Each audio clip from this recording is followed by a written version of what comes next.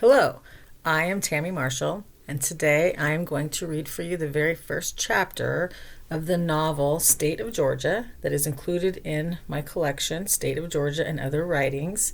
Georgia is a woman, it's not the actual state. Again, it's the state in which she finds herself. So I'm going to share with you the very first chapter, and then at the end you'll be able to see in the comment section a link to my website, which also has links to where you can purchase this book along with my others. So, Chapter 1 of State of Georgia. The flowers were beginning to give her a headache. Not just the cloying smell of them, but the sight of them, too many of them, arranged neatly by the undertaker's assistant at the front of the church. The largest, a spray of lilies, carnations, and daisies with its husband, father, and grandfather labeled ribbons prominently displayed, lay across the now closed casket. Why did people feel the need to send things that die to a funeral of all places? And why give them to a dead man who never appreciated the sight of a single flower his whole life? Georgia almost chuckled at the ludicrousness of her thoughts, but fortunately she caught herself in time. She'd hate to emit a giggle, or worse, a guffaw, and ruin the widow in mourning image she was supposed to be exuding. Georgia knew she shouldn't be ungrateful, especially since it was her own husband, or his body at least, lying in the casket only a few feet in front of her. But the past few days had been trying. She'd only begun to accept the fact that Donald was gone.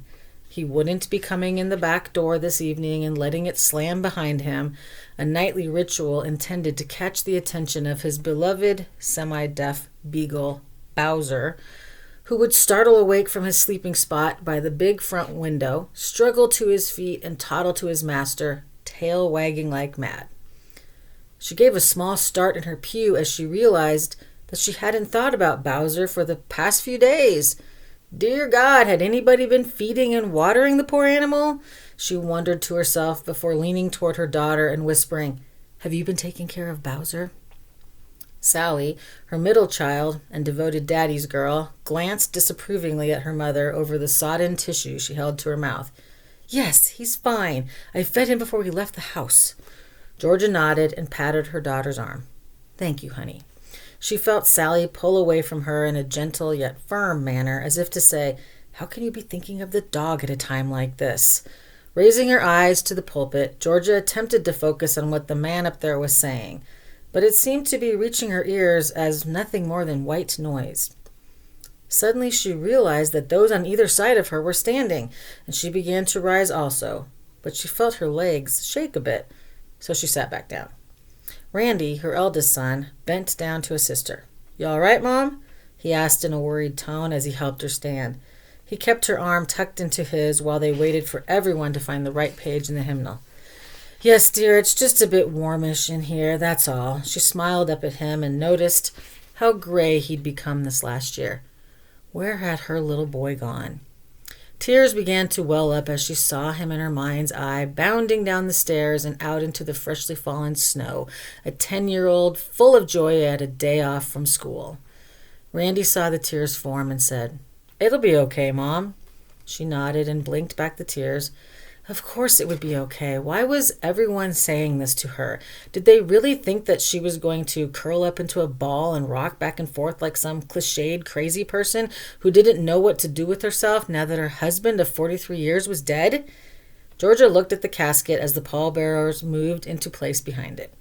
It was just a big shiny box. She knew that Donald was in it, but she didn't feel anything about that. She had to wonder why it was that she didn't seem to care that he was gone. Oh, that wasn't really fair to herself, though, because she did care. She cared very much, but there wasn't anything she could do about it. She wasn't the one who had suddenly dropped dead at the table a few nights ago. One minute he was watching the evening news and grumbling about the weather report, and the next minute he was silent. She'd been at the sink rinsing off her plate to put it into the dishwasher before Excuse me, because she always finished first and left him to watch the news while she got a jump start on grading papers or preparing something for the next day's lessons. She'd had the garbage disposal running and hadn't quite heard what he'd said, so when she shut it off and leaned over to put things in the dishwasher, she'd asked, "What did you say?" He hadn't replied. She'd stood up and looked at him to say something else, and that's when she'd noticed that he was slumped awkwardly in his chair with his arms hanging at his sides. In her haste to get to him, she tripped over the open dishwasher door and fallen hard, bruising her shin and her shoulder where she landed. Rubbing that shoulder now, Georgia turned to follow Sally and her family down the church's main aisle. Randy took her arm, and she could feel his protectiveness coming through her skin. He'd been the first person she'd called. "Did you call an ambulance?" he'd asked her, and had been shocked to find out that she hadn't. She did call one eventually, but there had been no reason to rush. It had been clear to her once she'd pulled herself off the floor and hurried to Donald that he was gone.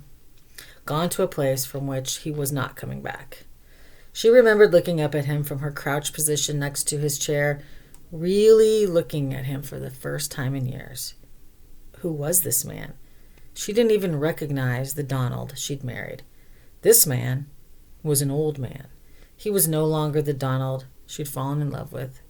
She'd cried then, even though no tears had fallen yet today. Oh, how she'd cried. A part of her had secretly hoped the Donald of her dreams would return, but now that he was dead, she knew there was no hope of that happening. She'd pulled a chair close to his, picked up his limp arm, and held his hand until Randy showed up. Then Randy had joined her and sat on the other side of his father, holding his right hand. Finally, Randy had risen and made the other calls that had to be made. The first to the hospital to make everything official, the second to his two siblings, Sally and Jerry. Jerry had the furthest to travel as he was stationed in Honolulu, but he still managed to arrive only a few hours after Sally and her brood of 5 children and one hard-to-manage husband appeared. She, though, had been the most distraught, and Georgia had been secretly relieved that her daughter couldn't arrive sooner because she brought too much intensity with her. However, she was glad to see her grandchildren. Sally's 5 were her only ones. Randy's wife had left him for another man shortly after their wedding, and despite a series of relationships, he hadn't been able to bring himself to permanently commit again. Jerry, she felt certain, was a bona fide bachelor for life, or at least as long as the Air Force kept him moving from place to place. She had a feeling he'd found a special someone in Hawaii, but that was just a mother's hunch, or her secret hope. When Sally had arrived, her eldest, Willow, had rushed to her grandmother's side and hugged her hard. Georgia remembered wincing a bit from the pain she'd inflicted upon her still tender shoulder, but she'd been so happy to see Willow again. Of all her grandchildren, Willow was the most special to her, and the girl knew it too. Almost a teenager now, Willow had peered into her grandmother's eyes with adult compassion and said, "Don't worry, Grandma, you still have me." Now, as Georgia stepped out into the overcast day, she called lightly to Willow and watched the petite girl hurry toward her. "Walk with me, honey. I'm riding in your car to the cemetery." As they headed toward the car, they were soon surrounded by Willow's brothers and sisters, who all piled into the back of the Suburban. Georgia waited outside the vehicle and watched as the pallbearers lifted the casket with Donald's body into the waiting hearse.